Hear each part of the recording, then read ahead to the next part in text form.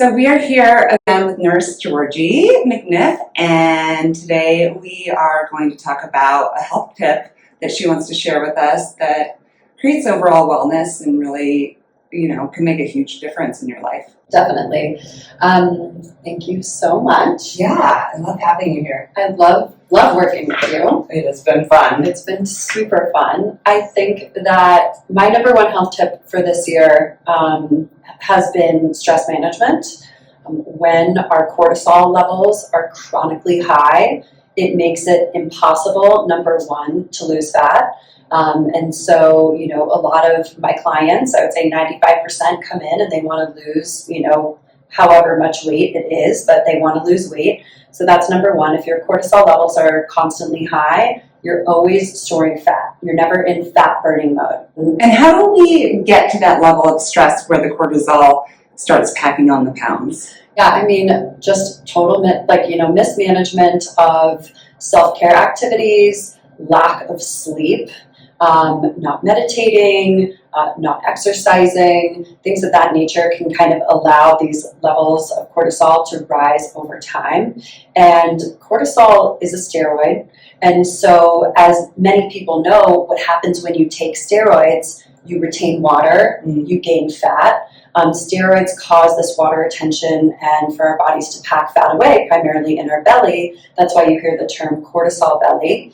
But that's not all that's bad about cortisol. When you're taking steroids, what else do they do? Well, they're immunosuppressants.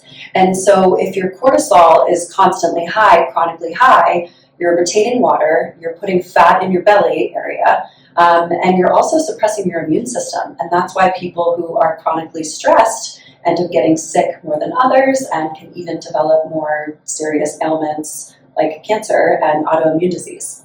Oh, wow. So can you give us 3 ways to reduce cortisol in our daily lives that you recommend for your patients?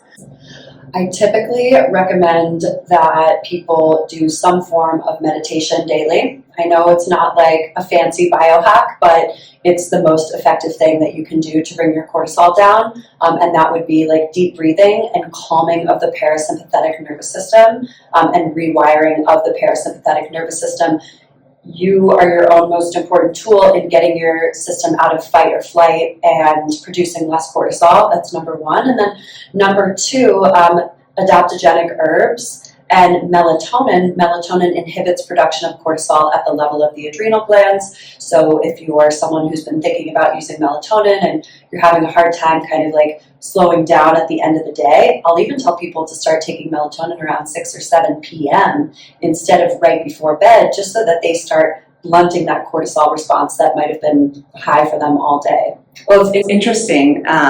After we had our last podcast together, I tried the melatonin right after the girls got home, and I passed out on the couch, had to go to bed right when they went to bed, and I was just like a wreck. So we need to build it up, right? So build up a little bit of a tolerance, or maybe my body was just like, oh my God, you need to rest, get to bed. It's the latter. It's when you are constantly running high in your cortisol and you're in go, go, go mode, and then you shut down your body's cortisol, all of a sudden you can relax. And that's why melatonin helps with sleep. Melatonin doesn't directly put you to sleep. Melatonin relaxes your body and your brain and calms your adrenals down enough so that you can sleep.